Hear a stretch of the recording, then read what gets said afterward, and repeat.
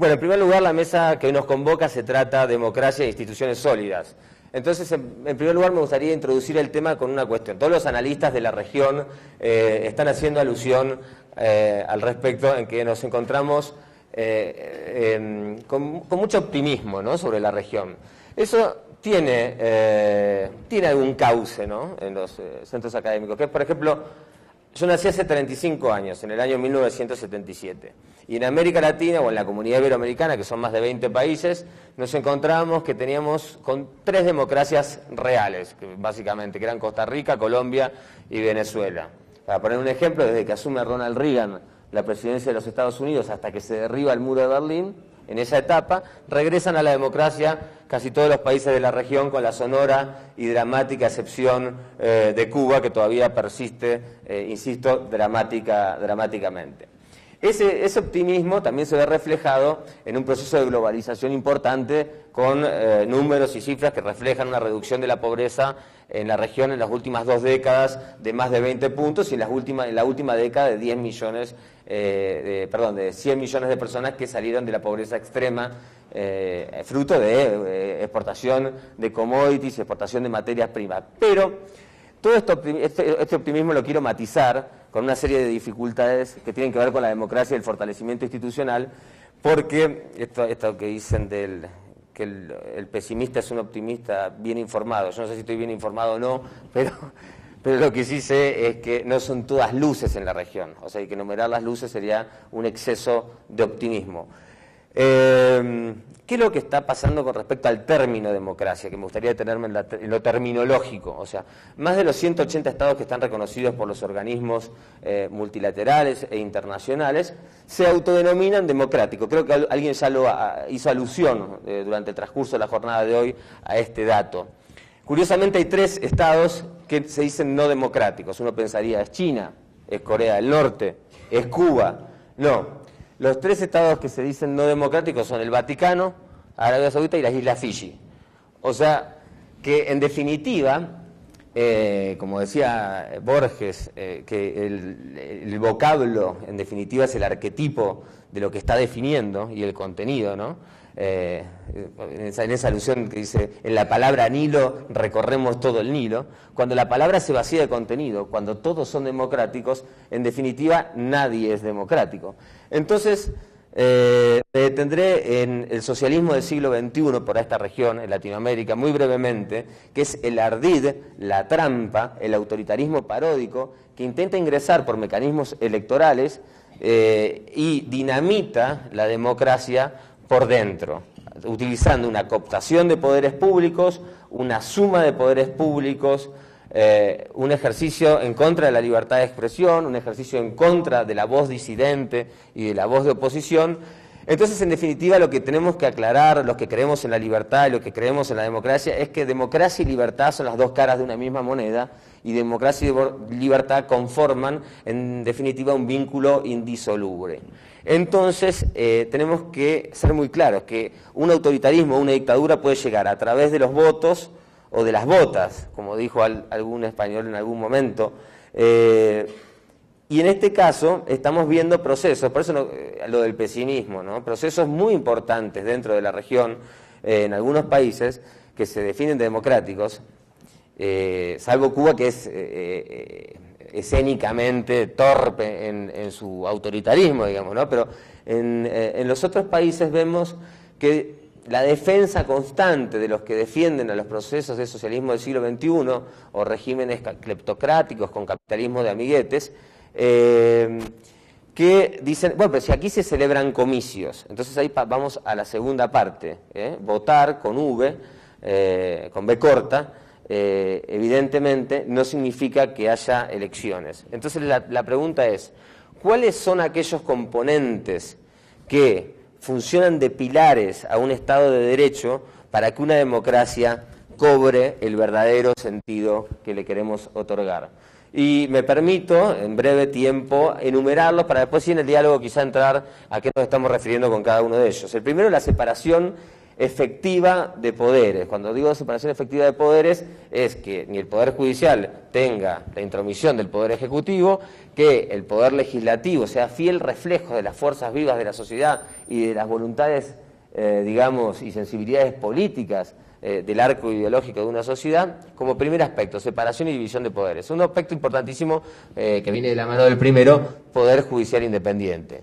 Tercero, clave, libertad de expresión y libertad de prensa. Pero la libertad de prensa y la libertad de expresión, que es heredera de la libertad de imprenta, que viene de la mano con el tránsito del antiguo régimen a la modernidad, que se dio en este lado del Atlántico y fuimos de los primeros en tener libertad de imprenta en nuestras constituciones liberales en muchos de nuestros países latinoamericanos, nace con el objetivo de hablar cosas que pueden llegar a disgustar al poder. Porque si la libertad de prensa está amparada o justificada para decir cosas que van a gustar al poder, evidentemente nunca va a ser atacada, digamos, ¿no? El otro elemento es la rendición de cuentas o accountability, ¿no? Es la sensación que tenga el mandante y el mandatario de que tiene que rendirle cuentas, porque en definitiva, abro un paréntesis, un fenómeno que está sucediendo es que está narcotizando a la sociedad una percepción en muchas partes de Latinoamérica, que es el Estado el que le brinda herramientas y recursos a la sociedad, cuando en realidad el fenómeno es otro, la sociedad le brinda recursos a sus empleados, que son, en definitiva, los dirigentes políticos.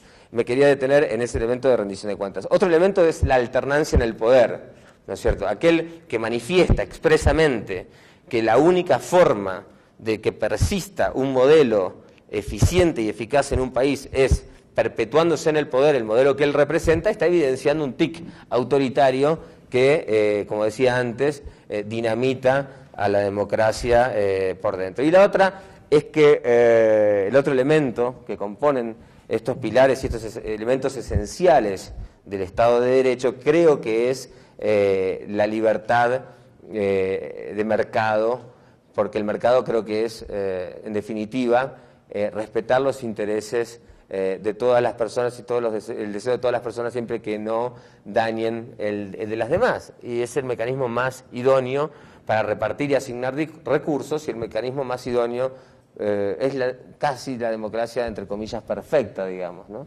Entonces, sin libre mercado y con proteccionismo se produce un falso patriotismo que en aras de una supuesta defensa de sus ciudadanos no hace otra cosa que perjudicarlos, ¿no? Como otro elemento, y ya voy terminando en esta descripción somera y sucinta de sistemática de cuáles son los que creo son las variables que tienen que estar presentes para que una democracia cobre contenido, creo que es la de un sistema de partidos políticos sólido. Cuando hablo de un sistema de partidos políticos sólidos me estoy refiriendo a que tiene que haber fuerzas políticas que tengan un proyecto político, que tengan un programa previsible de cara a la sociedad, de que no sean fuerzas que nazcan de una persona que nos va a salvar, porque eso también, Carlos Rangel trabajó muy bien el tema, del buen salvaje al buen revolucionario, en el tercermundismo también, el tema de esta sensación permanente de que venga esa persona a salvarnos, ¿no?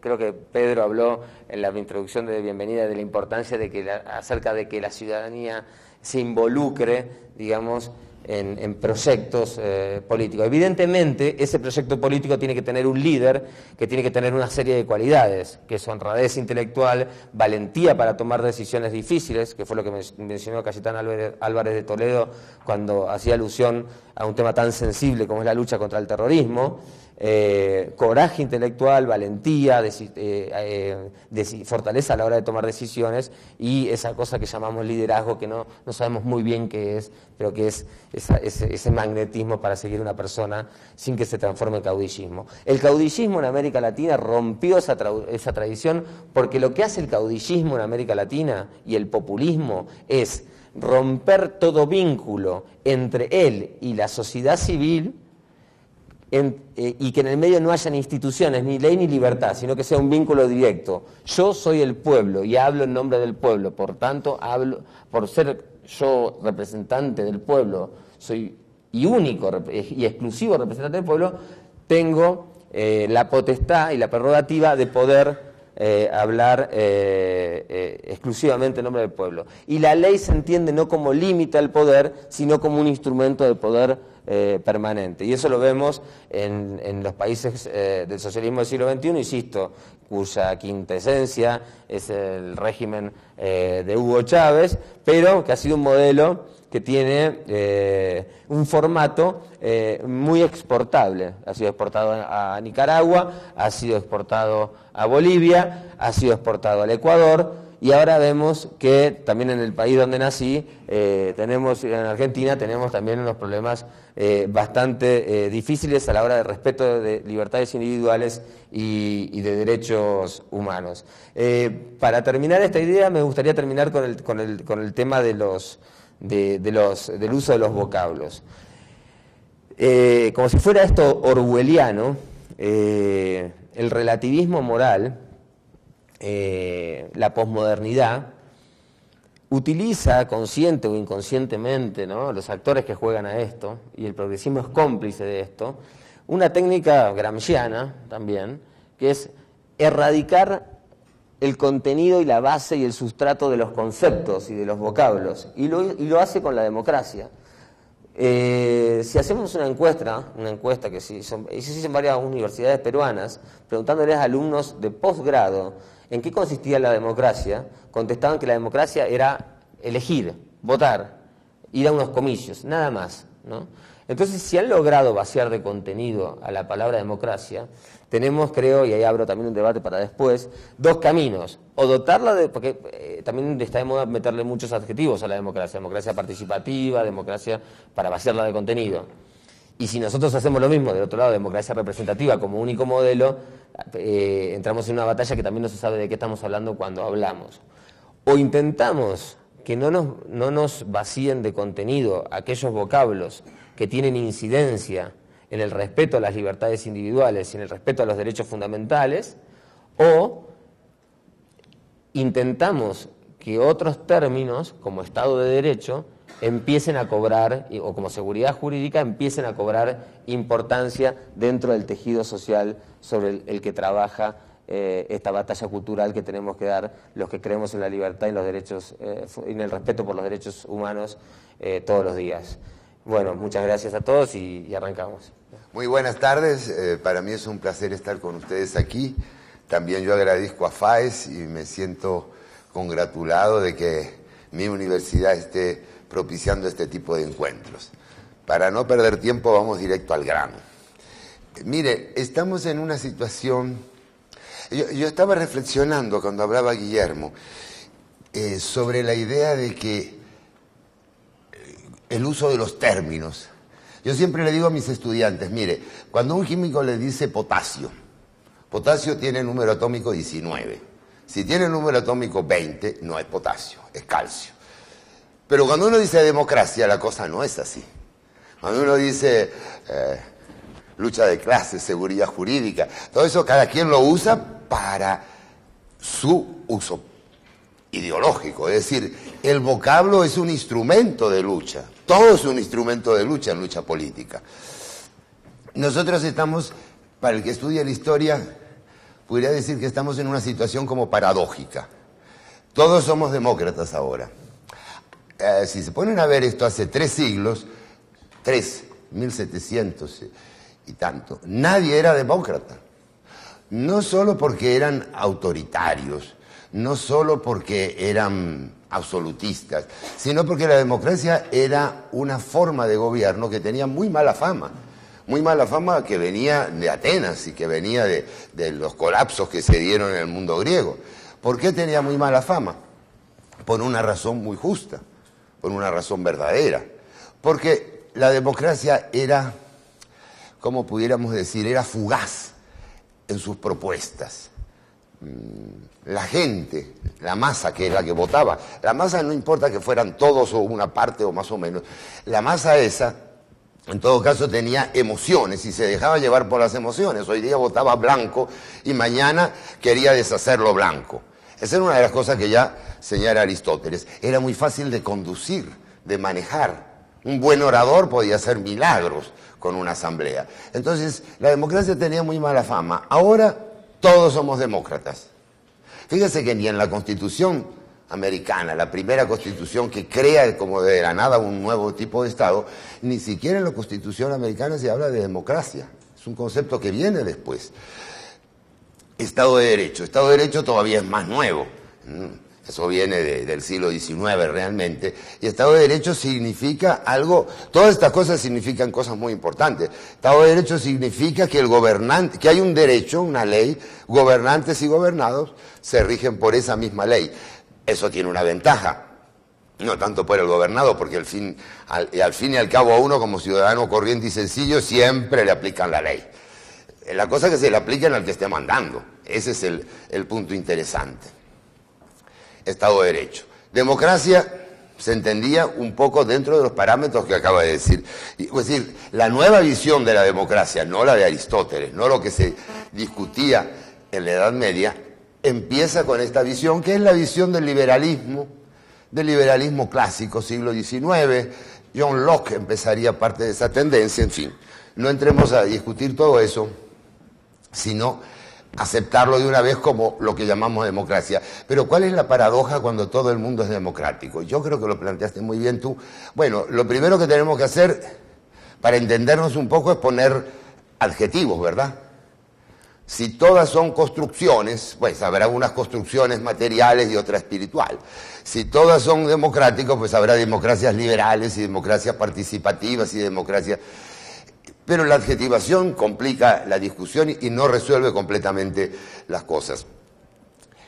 Creo yo que estos puntos que tú señalaste, por lo menos 4, porque lo de la democracia, la parte de libertad de mercado hay muchos que no lo entienden, pero creo que el resto, casi todo el mundo de ciencia política lo entiende. El problema para nosotros es entonces, todos aceptamos esa idea de democracia, todos aceptamos Estado de Derecho. El problema es cómo lo convertimos en realidad, porque no es nuevo. Si ustedes estudian desde la Constitución americana a la de Cádiz, de ahí salen un montón de constituciones latinoamericanas. Yo creo que nuestra región bate récords en materia de constituciones. Creo que muy pocas regiones del mundo pueden decir que tienen tantas constituciones. Acá, cada vez que había un problema en el siglo XIX, se convocaba una asamblea, un congreso general, y ese congreso redactaba una constitución. Y eso podía pasar después que viniera el próximo caudillo, venciera a ese congreso, metiera preso unos cuantos, fusilara a otros, otros se iban al exilio y nueva constitución. O sea, constituciones no nos faltan. Si ustedes las leen, algunas de ellas, no van a leer todas, en general van a encontrar que son buenas. Las constituciones todas tienen fallas. Hoy hablábamos aquí lo de las 6 de la mañana y las 6 de la tarde, y se hablaba de los jueces. Bueno, sí, es verdad, esas son fallas de esta constitución. Agarren cualquier constitución y le van a encontrar problemas. Pero no son fallas tan importantes como para que impidieran el funcionamiento de un Estado de Derecho. ¿Dónde está el problema?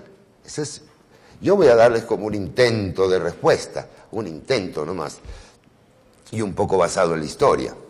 Basado en la historia, yo diría, sí necesitamos instituciones sólidas, ¿verdad? ¿Qué es lo que le da solidez a las instituciones? Una buena constitución. Una constitución que diga que no se puede cambiar jamás, bajo ninguna circunstancia, ningún pretexto, que se necesita el 99%. No, señores, eso no sirve. Y yo he vivido muchos años en Venezuela y les puedo decir como una constitución que estaba realmente bien blindada, supremamente blindada, cómo esa constitución fue pasada por alto. ¿Por qué fue pasada por alto?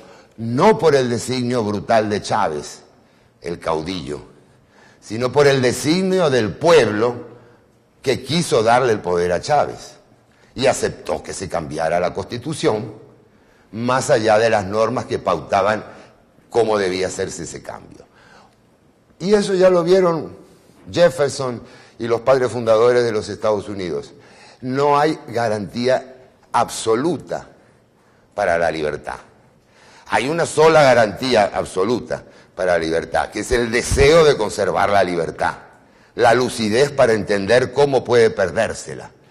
Bueno, pero eso es una cosa difícil de evaluar, eso no se escribe en ninguna ley, eso depende de qué, depende de lo que piense la gente, de la opinión pública, dicho en otras maneras. Por eso sí, uno de esos puntos es importantísimo, es básico, que es esa libertad de expresión, esa libertad de prensa. Si yo no dejo siquiera que la gente se exprese libremente, bueno, pues ni eso, ni va a haber el reclamo por un régimen auténticamente abierto, liberal, tolerante, que respete, etcétera.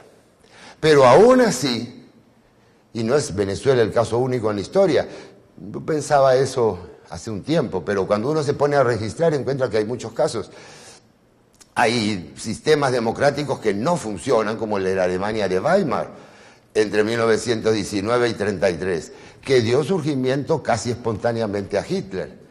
Hay muchos sistemas, muchos casos, como los que mencionaban en la propia América Latina, mucho se ve en países árabes, en países africanos, donde hay intentos democráticos, se llega a una primavera democrática y luego no hay una opinión pública, no hay un sustento psicosocial, si ustedes quieren, o emotivo, o ideológico, no sé. La palabra más, quiero decir que va más allá de lo legal. ¿Por qué? Fíjense, otro caso tomado de Estados Unidos, yo tomo Estados Unidos no por ser, simplemente porque ese es el primer experimento democrático que se hace, republicano democrático que se hace en el mundo moderno. ¿De qué depende? De que no se viole la Constitución. Y hay algo peor que violar la Constitución, es interpretarla de un modo retorcido, interpretarla de tal manera que quiera decir lo que nos quisieron decir. ¿De qué depende? Depende del convencimiento, depende de lo que a uno le parezca bueno o malo. Eso también depende de otras cosas, depende, ahí viene la segunda parte, que es la institucionalidad. Depende de que haya una cierta tradición aceptada que legitime o no ciertas conductas. Quiere decir lo siguiente, y hay un ejemplo para mí muy interesante. En varios países latinoamericanos, después del momento de la ruptura de la independencia, la mayoría de la gente o la gente ilustrada pensó que el mejor sistema que nos podía guiar era una democracia constitucional. No estaba maduro eso para un régimen como el de los Estados Unidos del Norte. ¿Por qué no se pudo hacer una monarquía constitucional en Colombia o en Argentina, ni siquiera en México? Porque no había monarca que pudiera pararse frente al pueblo como legítimo. Mire, Fernando VII se podía decir cualquier cosa de él, y de Carlos IV peor. Los españoles lo sabían perfectamente, pero era el monarca legítimo, era el hombre que representaba la continuidad monárquica. Agustín de Iturbide no, era un mexicano que hasta hacía un año atrás era pues un ciudadano igualito que los demás. Entonces eso no se puede fabricar porque no tiene legitimidad. Tampoco se puede fabricar de la nada una democracia liberal. Bueno, yo no quiero hablar mucho y por eso de esta idea voy a sacar solo una conclusión, una idea o una visión conclusiva. Yo estoy muy asombrado a veces de lo hipercríticos que son los guatemaltecos consigo mismos, con su sistema, con su país. Quizá como yo soy extranjero y a lo mejor hasta hay cosas que no conozco, que no entiendo, pero yo me he puesto a estudiarlo bastante. Y la conclusión es que de nada vale ser hipercrítico, de nada vale exigir la perfección. Lo que hay que exigir son cambios en un sentido favorable. Pocos o muchos, bueno, tratemos de que sea mucho, porque las cosas no cambian de un día para otro, porque no se puede fabricar un Estado de Derecho, porque hay que construir un Estado de Derecho como quien va armando una ciudad, como quien se va desarrollando una ciudad, una explotación agrícola. El Estado de Derecho no surge porque yo ponga una serie de bellísimos artículos en un papel. El Estado de Derecho surge cuando yo, como gobernante, me siento avergonzado si violó la ley. Si el gobernante no se siente avergonzado al violar la ley, o si hay alguno que la viola, le caen encima todos a criticarlo. Si no hay eso, lo demás no existe. no sirve casi para nada. Sí sirve como un referente, porque para algo sirve. Pero entonces no exijamos demasiado, no tengamos una visión catastrofista de que todo está mal y todo hay que cambiarlo. Vayamos cambiando de a poco los puntos cruciales. Eso hay que estudiarlo, como se decía esta mañana, hay que ver dónde es el punto, dónde es mejor incidir para llevarnos a lo que queremos. Lo que queremos en esta época de la humanidad es fácil de entender. Tú lo resumiste muy bien y en general lo aceptan 189 estados o algo así. Bueno, eso lo queremos nosotros. El problema es cómo lo vamos construyendo. Bueno, esa es mi primera visión. Gracias. Quizás lo primero que hay que definir es qué entendemos por democracia. Porque, como decía mi profesor Carlos Sabino, que me antecedió, hay muchas versiones de lo que es democracia. Hugo Chávez se dice a sí mismo que es demócrata, cuando no lo es. Quizás la primera vez, cuando llegó al poder por primera vez, quizás en esa ocasión sí fue demócrata, pero de ahí para acá no lo ha sido. Entonces tenemos que empezar por analizar que democracia es el sistema menos malo que ha encontrado el ser humano para la pacífica transición del poder. Necesitamos poder trasladar el poder de un gobernante a otro, y el sistema por mayoría, el sistema de que la mayoría sea la que decide la pacífica transición del poder, es la democracia como yo la entiendo. Ahora bien, esa democracia no debe ser utilizada para pasar encima de los derechos individuales de las personas. Y muchas veces esa democracia se desvirtúa pasando por encima de los derechos de individuales, porque así lo decide la mayoría. Ahí es donde se empieza a desvirtuar esa democracia. La democracia entonces es un medio, no es un fin. Es un medio para que los pueblos encuentren una paz cuando se trata de la transición pacífica del poder. En lugar de que antes se decidía por quiénes iban a luchar, quiénes peleaban contra quiénes para ver quién quedaba, y entonces el jefe de la tribu que ganaba era el que quedaba. Ahora el proceso democrático hace las veces de eso. Y cuando digo que no es un fin, me trae a la memoria una anécdota, y dice que los viejitos solo contamos anécdotas, pues es bastante cierto. La anécdota se remonta al año 86, cuando inicia nuestra era democrática moderna. En ese entonces entró Vinicio Cerezo, y el pueblo de Guatemala estábamos ilusionados con que al fin habíamos logrado una democracia, que Vinicio Cerezo era el primer presidente de esa era democrática, pero luego la desilusión vino pronto, porque se desvirtuó eso. Mucha gente pensó de que habíamos llegado a Shangri-La, que ya éramos democráticos, ya éramos aceptados por los demás países, pero las instituciones fueron muy débiles, y entonces empezó a transformarlas, empezó a abusar de ellas. Y me recuerdo que cuando le empezamos a hacer huelga, y le hicimos una huelga general, salió en la televisión una vez Vinicio Cerezo, y me recuerdo porque lo oí, no porque me lo contaron, y dijo: les di libertad y abusaron de ella. Él llegó a creer que él era dueño de la libertad y que él era el que la otorgaba. Él llegó a creer que si él daba un puchito de libertad y que él la contaba a cuentagotas. Así que se imaginan que esto refuerza la idea de que la democracia es un medio y no un fin, que es más importante las instituciones que resguardan ese proceso democrático. El ejercicio de votar es simplemente eso, un ejercicio, porque si no hay instituciones fuertes, pues el ejercicio se vuelve un simulacro de votación.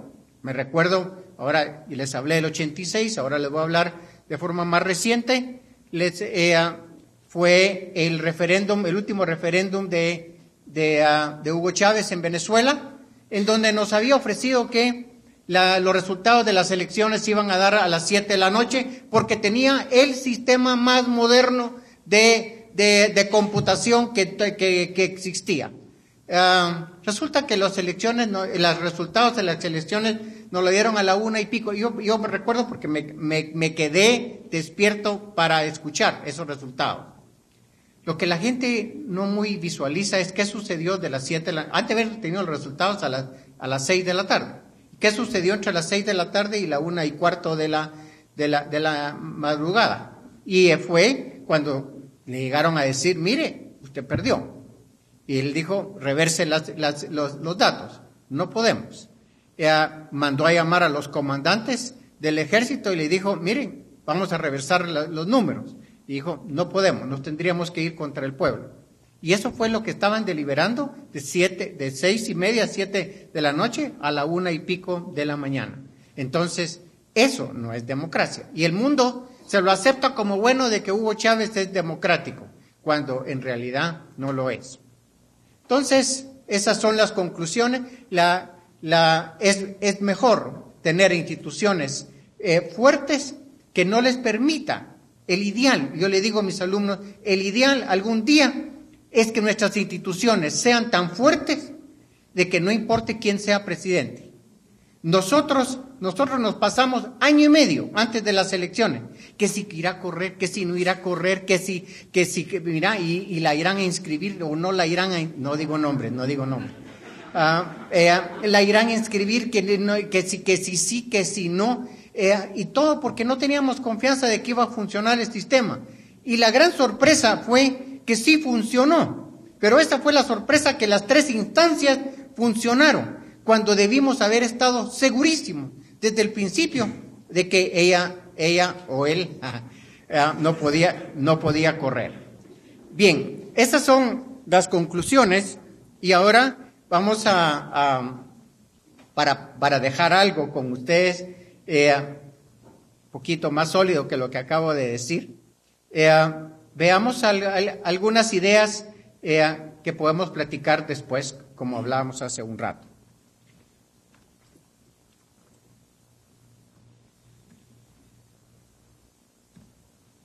Todos quisiésemos vivir en un país muy próspero, un país donde hay riqueza. Ese es el anhelo, ¿verdad? A todos nos molesta en Latinoamérica, por lo menos en buena parte de Latinoamérica, que estamos en un semáforo y nos piden ayuda, o vemos payasines que subiéndose uno encima del otro para pedir una limosna, y a todos nos molesta eso. Y lo contrastamos, esa prosperidad de unos países con la pobreza que tenemos en algunas regiones de Latinoamérica. Entonces, vamos a ver cómo está dividida la pobreza y la prosperidad en el mundo, porque los resultados que nos dicen los países socialistas o los países déspotas, eso no los creemos. O sea, que Hugo Chávez, yo me imagino que a Hugo Chávez le ven de preguntar, mire, ¿cuánto ponemos que creció el PIB? No podemos poner que estuvo en -3, ¿verdad? No, entonces pongamos +3. Les deben de preguntar, mire, y las cifras de Cuba, de que creció el PIB, eso es de ser de risa. Entonces, veamos cómo está dividido el mundo. Es bien claro dónde está, miren, esa riqueza que hay acá, y esa riqueza que hay acá. Esta es nuestra segunda ciudad donde más habitan guatemaltecos. No vayan a creer que está aquí en Guatemala. Está ahí en donde hay esa riqueza. Luego, la riqueza de estos países, la riqueza de acá. Mientras que solo miren la pobreza que es evidente en buena parte de África, la pobreza que es evidente en buena parte de Latinoamérica. Veamos otras regiones del mundo. Esto aquí ya nos vamos acercando un poquito más a nuestra área. Miren esa. Este es El Salvador. que resalta casi igual que el nuestro. Entonces es de mucho mérito para los hermanos salvadoreños. Miren la pobreza de Nicaragua. Y miren la riqueza de Puerto Rico.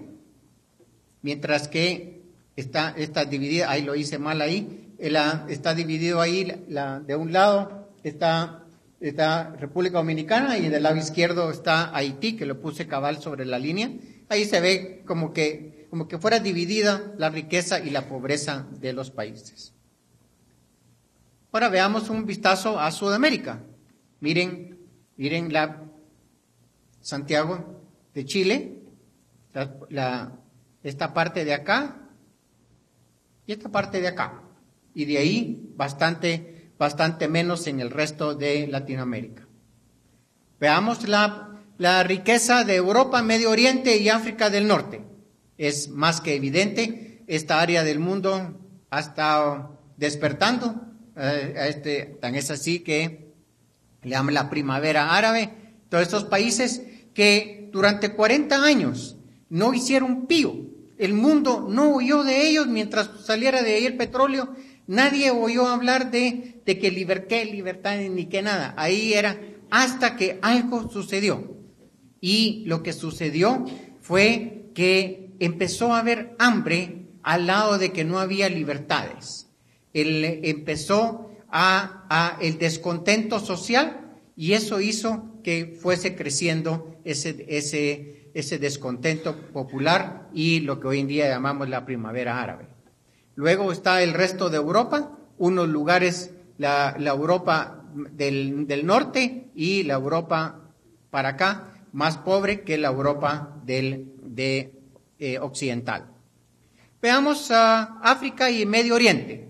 Ahorita esto es Johannesburgo, Cape Town. Aquí tenemos este lugarcito, es muy especial, el estrecho de Hormuz. Ahorita todos los ojos del mundo están sobre ese lugarcito que se juntan casi los dos mares. Irán, Ahmadinejad ha dicho, voy a cerrar eso, y Estados Unidos amablemente les puso un portaaviones ahí cerquita para que ni se le ocurra cerrar ese lugar, porque por ahí pasa el 80% del petróleo mundial, que tendría una injerencia en el resto del mundo. Este gigante que acaba de despertar no lleva ni 40 años de haber despertado, con 1.1 millardos, no son millones, millardos de personas, que es todo un gigante que vamos a oír mucho de él en la generación de ustedes los jóvenes. Tenemos el lejano oriente, aquí tenemos el otro gigante que acaba de despertar con 1.3 millardos de personas y tenemos el archipiélago de Japón con 110 millones de habitantes. Pero este lugarcito tiene que ver con la plática de hoy, que es las Coreas. Y lo vamos a ver más en detalle porque es un dato curioso. Las dos Coreas, muy peculiar, una península que dividida por dos sistemas. Y la misma cultura, la misma raza, el mismo idioma, divididos en dos sistemas. Y solo miremos la diferencia entre uno y otro. Aquí tiene su foquito Kim Il-jung y su familia. Debe tener su foquito prendido en la noche. Y él ordena cuándo se prenden las luces y cuándo se apagan las luces. Y de ahí, aquí está Seúl, y dividido exactamente acá. Entonces, miren la diferencia, lo que hacen las instituciones de un país y lo que hace la diferencia en sistemas. Veamos entonces, como hemos visto, el crecimiento económico ha sido muy disparejo. Quisiésemos que no fuese así. Nadie quiere que sea así. Que quisiésemos que fuese más pareja esa diferencia, pero no se puede. Primero porque está la naturaleza humana de por medio y segundo que están los diferentes países. Nosotros, los chapines, somos, para los que nos visitan, somos muy buenos para las excusas. Decimos que es el tamaño del país. Esa es la primera que escogemos. Pero hay países pequeños como Suiza que son muy prósperos, como Bélgica, como Luxemburgo y como otros países, o por lo menos lo fueron la parte esa de Europa. Recursos naturales, nosotros tenemos en abundancia y sin embargo somos pobres. México tiene recursos naturales en abundancia y sin embargo es pobre. Nivel de educación, eso ayuda, pero no es un determinante, porque si le vamos a creer algo, una cosita que le creamos nada más a los Castro, llevan 50 años diciéndonos que todo el mundo allá sabe leer y escribir, que todo el mundo sabe leer y escribir, y sin embargo son paupérrimos. Entonces, la educación ayuda, pero no es el factor determinante. Luego, es cuestión de raza. Dicen, raza la que nos tocó. Eso no es cierto. Eso no es cierto. Yo soy un fuerte defensor de nuestra raza, porque veo que nuestra gente, la menos favorecida, se va a Estados Unidos y sostiene al resto del país. Un gran mérito. Entonces, no es cuestión de raza, y mucho menos de situación geográfica o clima, porque si algún lugar es bendito por Dios, es este lugar que estamos en medio de las Américas y con un clima privilegiado. Entonces, debe ser algo más, y es el papel de los gobiernos y las instituciones, y eso es lo que veremos ahora. Veamos el círculo de la riqueza. Todos quisiésemos encontrar la riqueza. Para eso, necesitamos que la gente gane buenos salarios. Para eso necesitamos que haya demanda de mano de obra. Para eso necesitamos que la gente encuentre oportunidades, porque sin oportunidades no va a haber demanda de mano de obra. Para que haya oportunidades necesitamos que haya inversión de capital. Y para que haya, y aquí es donde está la cosa.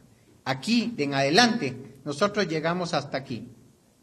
El siguiente es que haya seguridad y un ambiente amigable a la inversión. Y seguridad jurídica y personal, ahí donde fallamos nosotros, y que haya un ambiente amigable a la inversión. Y voy a hacer énfasis en esa última parte porque nos acompañan 3 amigos de España. En España hay seguridad jurídica y personal, pero lo que no hay es un ambiente amigable a la inversión. Y ustedes me corrigen, señora diputada, usted me corrige si no es así. Se necesita ambos. No es suficiente con solo haber seguridad. Allá hay seguridad jurídica y personal. Allá no les pasa las cosas que nos pasan a nosotros. Lo que no hay es que el empresario sea considerado un héroe.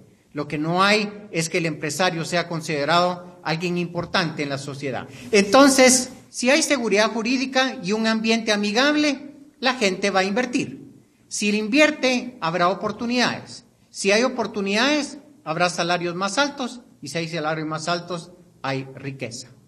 Si hubiese otra fórmula, ya alguien me lo hubiera dicho, me hubiera dicho, mira, no es lo que vos decís. Fíjate que hay otros países que han encontrado riqueza y realmente no lo hay.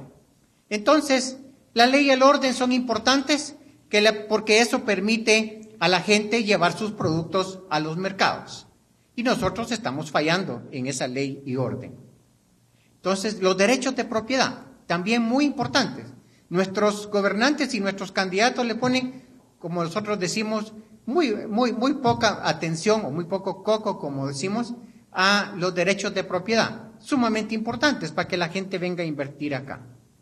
Y solo evaluemos las instituciones. Si queremos ver un país qué tan buenas instituciones tiene, ¿cuánto tiempo lleva a dilucidar una disputa de un contrato? ¿Cuánto tiempo lleva a construir un permiso para construir? ¿Cuánto tiempo lleva a montar una empresa? ¿Cuánto tiempo lleva a contratar y despedir gente? Y eso nos dirá, estos simples 4, nos dirá qué tipo de instituciones tenemos. Y esta es una evaluación rapidita.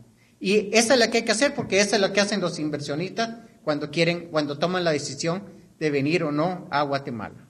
Entonces, la riqueza que todos queremos, los ingresos altos, los generan los empresarios y no el gobierno. El gobierno no crea riqueza, sino Corea del Norte y Cuba serían los países más prósperos del mundo.